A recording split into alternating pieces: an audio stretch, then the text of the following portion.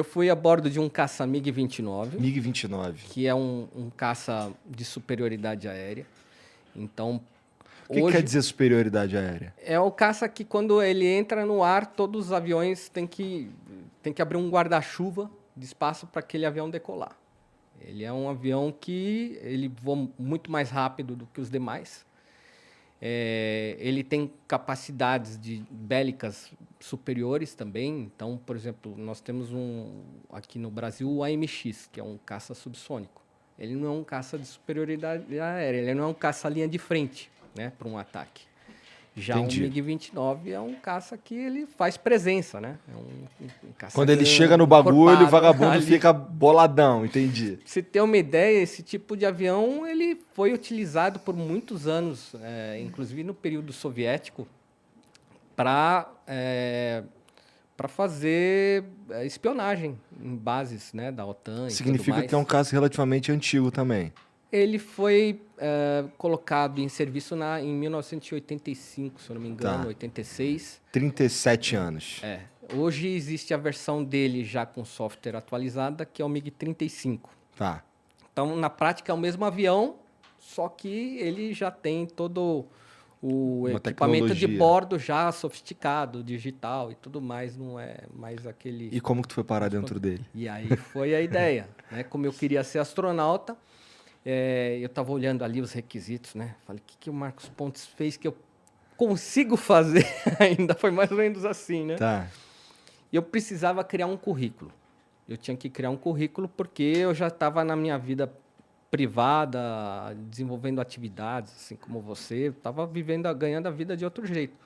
E ali eu vi um momento, eu falei, pô, eu tenho um espaço aqui para pensar no meu sonho. Então, eu descobri que na Rússia... Desculpa, cara, mas tu tinha quantos anos nessa época aí? Uns 30 anos.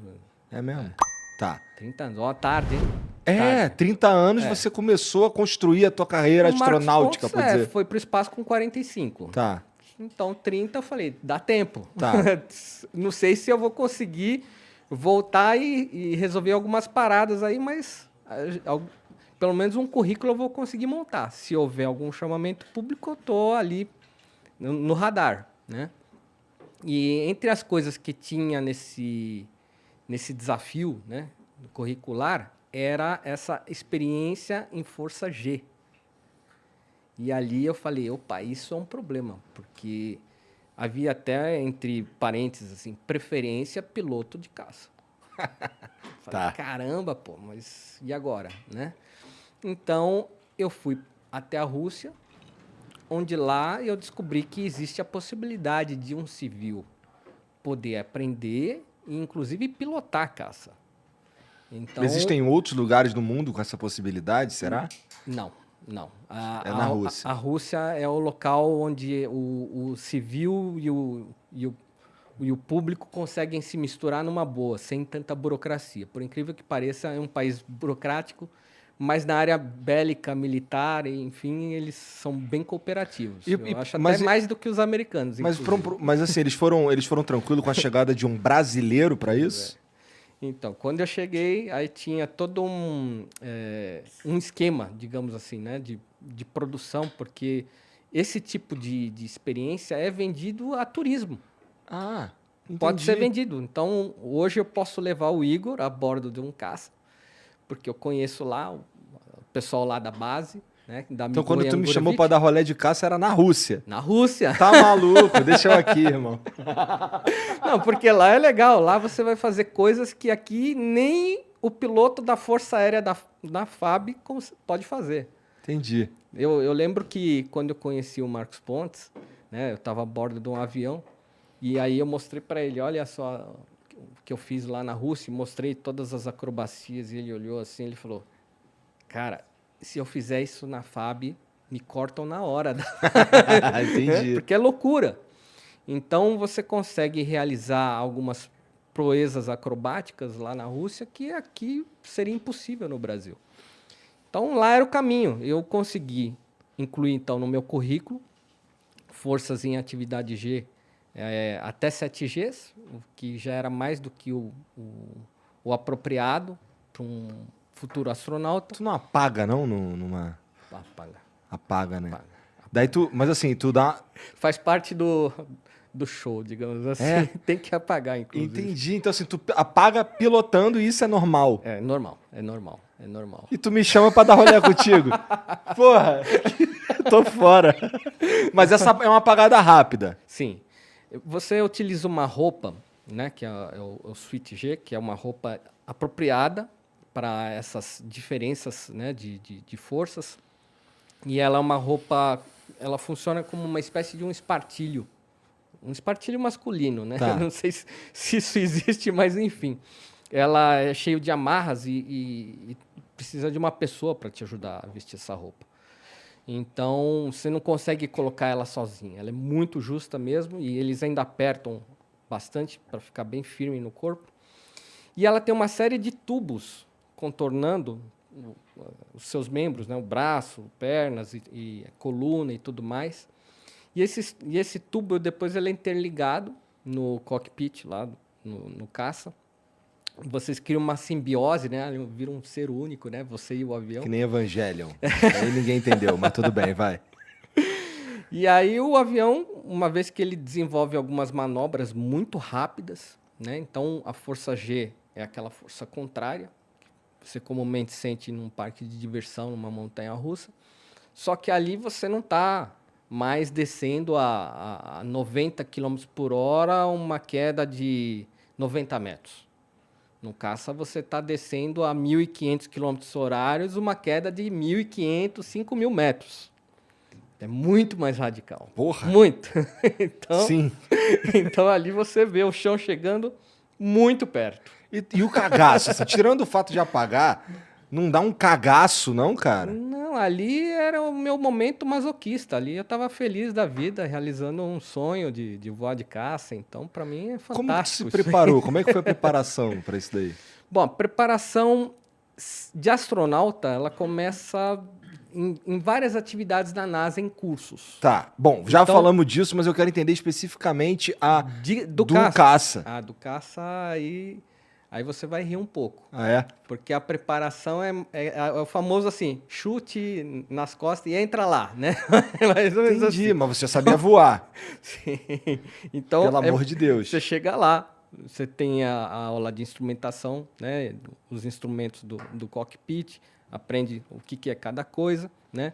Se você vai mexer no botão, aí já vem um cara para já dá aquele tapinha na mão, aí não toca, né? Mais ou menos assim, né? Uma coisa que é muito comum e eles falam, ó, se você mexer aqui, você morre. Você lembra do Ivan Drago com o... com o Rock Balboa. Rock Balboa, né? You are dead. Né? Então era mais ou menos assim. O cara chegava, né? Tocou aqui, Morreu. Você morre. Eu falei, tá bom. Tocou aqui, você morre. Deve ter um monte de botão assim, né? Foi, não. Eu falei assim, bom, tá legal esse curso, né? Tô aprendendo a não tocar em nada, né? Daqui a pouco vai voar um sarcófago com o cara aqui, porque a múmia aqui não vai poder. Mas você pode realmente mexer, você pode pilotar o caça, você aprende a usar o manete, acelerar, né? Fazer curvas com o avião. Então é uma experiência muito interessante e só é possível mesmo lá na Rússia com um caça supersônico. Existem outros países em que você pode utilizar jatos subsônicos, então aí tem uma diferença, né? O supersônico ele quebra a barreira do som. Ele atinge uma velocidade superior a 1.250 km/h. Com esse caça eu fui a quase Mach 2, que seria 2 vezes a velocidade do som. Se eu for fazer a mesma experiência, por exemplo, na Itália, enfim, na República Tcheca, uma ex-república russa, eu vou utilizar um avião subsônico que vai chegar a uns 800 km/h. Então, é uma experiência bem menor. Esses aviões também conseguem chegar na estratosfera? Não chega. Você precisa tem que ser realmente, um fodão. Precisa ser um MiG. E aí você tem o MiG-31 que usava esse capacete aqui, o MiG-25. Entendi. Então isso daí é para andar num caça. Eu pensei que fosse um escafandro. Isso aí. Esse daí é um capacete que foi utilizado durante a Guerra Fria eu trouxe lá da Rússia como um souvenir, né, de todo o meu aprendizado, né? Já que eles não me deram um troféuzinho, eu falei, Tá. bom, isso aqui vai ser o meu... Serve. Entendi. Eu só trouxe um papel com um relatório dizendo, você fez o que é suficiente, digamos, para um chamamento público, né, para a carreira de astronauta. Um relatório, né, que o pessoal da base faz depois que você conclui todas as atividades. Então eu tinha aquilo lá que para mim era poderoso, era importante para mim, para o futuro. Esse lance de ir, de dar um rolê na estratosfera, era o que você precisava no teu currículo, era o que estava faltando para você. Não precisava chegar à Não estratosfera. precisava. Precisava ter ambientalização em atividade força G. Mas é muito legal E ir pra aí? estratosfera, né? Nossa Senhora. Como é que é a vista, Qual cara? é a cor do Sol, Igor? Amarelo, Amarelo? não é? Amarelo porque você enxerga ele amarelo. Exato. Mas você parou para pensar que existe uma redoma azul de oxigênio em cima da sua cabeça? Uhum. O azul ali está interferindo na cor do Sol. O Sol visto do espaço, ele não tem essa atmosfera aqui que é como se fosse um óculos escuro atrapalhando para a gente ver a cor certa. O Sol, ele é branco esverdeado. Pouca gente sabe disso. Nunca me falaram Inclusive, nos filmes sempre retratam o Sol vermelho, Aham. porque mostram cheio de larva Fogo, e tal. pá. Você realmente pode ver o Sol vermelho num telescópio utilizando uma lente de infravermelho. Você vai ver o Sol vermelhão, do jeito que mostra nos filmes. Mas, na verdade, aquele calor do Sol é da radiação. A radiação que ele emite. O Sol, na verdade, é uma bomba de nêutrons. Então, quando você assistiu o desenho dos Simpsons, que você vê lá aquela usina, né, nuclear que ele trabalha, que é tudo verde, verde fosforescente, assim, né, um verde diferente, o Sol é assim. Ele é uma usina nuclear trabalhando. Então, é o mesmo conceito que se usa na usina nuclear, que a gente faz aqui, é uma tentativa de brincar com o que a gente aprendeu do Sol, né? O Sol é um imenso reator de fusão nuclear.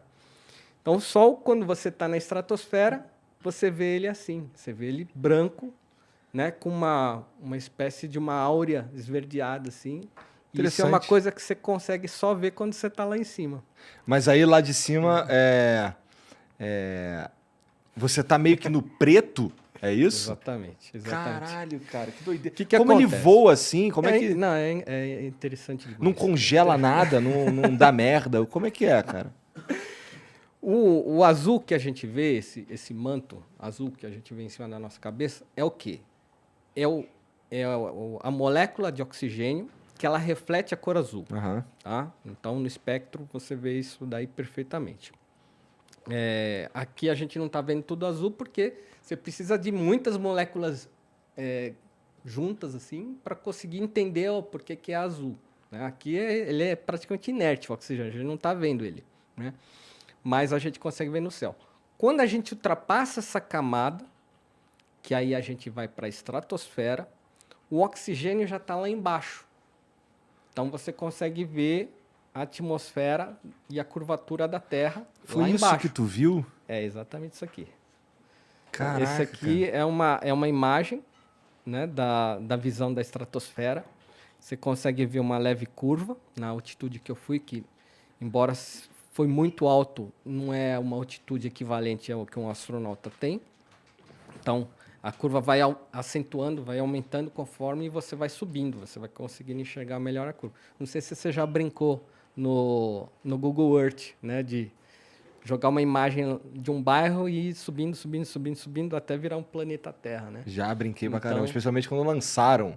Eu gostava pra caraca de ficar dando rolê no Google Earth. Eu acho que os terraplanistas precisavam brincar no Google Earth para entender Ah, esse eles vão conceito. falar que é, sei lá, um construto das sociedades secretas. Que a entendeu? NASA quer NASA dominar quer a gente, não sei, implantar Aham. chip no cérebro. Eu não entendo direito qual é a teoria do terraplanismo, né? Tá.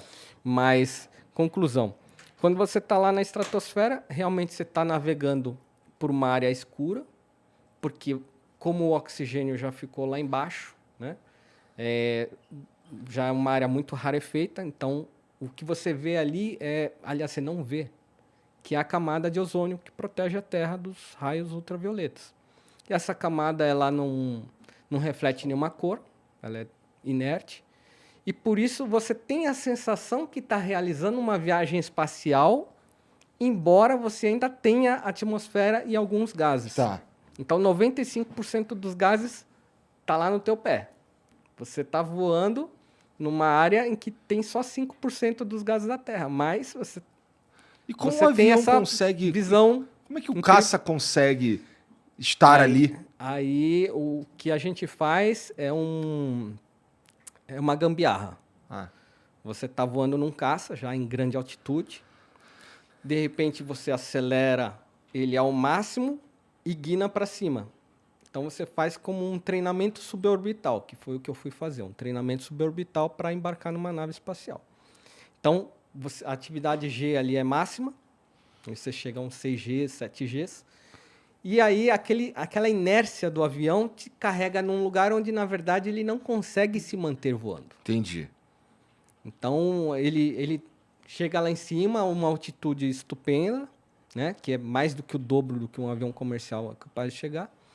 E, na verdade, ele inicia uma queda de volta para a atmosfera, porque o motor, ele, assim como nós, ele precisa de oxigênio, né? Para fazer a queima e criar energia. E ali não tem muito oxigênio. Então, o que acontece é que, na verdade, você tem uns 4 a 5 minutos ali de visão. Porra, né? pensei que tivesse Da Terra. segundos, então deu pra você curtir pra caraca. Sim. Eu me senti realizando o meu sonho de ser astronauta. Basicamente, nessa experiência, eu falei, pô, se eu nunca chegar no espaço, pelo menos eu já fiz algo que Chegou perto. já me contentou e foi uma realização de um sonho. Ali foi o meu momento, que eu chamo sempre de momento sublime da minha vida, né? Que eu cheguei num lugar que é incrível e poucas pessoas chegaram. E aquilo foi um momento, um marco na minha vida, porque mudou fortemente a minha vida a partir dessa experiência. Então, foi muito interessante que a forma como eu conheci o Marcos Pontes, eu estava indo para os Estados Unidos, assistir a decolagem do último ônibus espacial, antes deles entregarem para os russos, né? E eu falei, pô, se já era difícil ser astronauta, agora vai ficar mais difícil ainda, porque agora até para o americano vai ser difícil embarcar numa espaçonave. Nesse momento, o Marcos já tinha ido. Ele já tinha ido, Tá. e eu fiz questão de ir lá para os Estados Unidos para assistir a última decolagem do ônibus espacial, porque até então eu nunca havia assistido um foguete decolando. Então era mais ou menos assim, vamos dar tchau pro sonho, tal, né? Mas tô feliz, não tem problema. Eu embarquei no avião, era Guarulhos-Houston, Cabo Canaveral, que no caso é Orlando. E quando eu embarquei no avião, estava lá sentado, me acomodando, e aí veio uma pessoa, sentou lá do meu lado, e eu olhei, e era o Marcos Pontes, né? Caraca. O cara foi sem querer, então. Foi totalmente o acaso do acaso, chama aí de coincidência, Deus, lei da atração, mistura tudo ali, bota no liquidificador, enfim, aconteceu ali. E eu falei, caramba, não acredito, pô, cara, olha só, eu sempre quis ser astronauta, eu estou trabalhando por esse sonho e tudo mais, e agora nós vamos viajar juntos para a NASA. Aí ele, falo, puta, pegou mais um cara para me encher o saco a viagem inteira. Agora eu vou ter que aturar esse cara até lá. Entendi. Mas a verdade é que foi muito bacana, né? Porque logo a gente criou uma sinergia muito forte, assim, nos gostos, nas coisas que a gente faz e tudo mais. Ele me deu várias dicas. Foi um mentor importante para mim naquela ocasião. E aí eu fui assistir a decolagem lá na NASA, que também foi um momento importante para mim assistir pela primeira vez um foguete. Aquilo me acendeu ainda mais os meus motores de querer ser astronauta. Então, eu fui para me despedir de um sonho e no final eu fiquei mais motivado ainda pelo sonho. E por isso que eu sempre falo para as pessoas, nunca desistam, né? Porque as chances, elas aparecem às vezes do nada.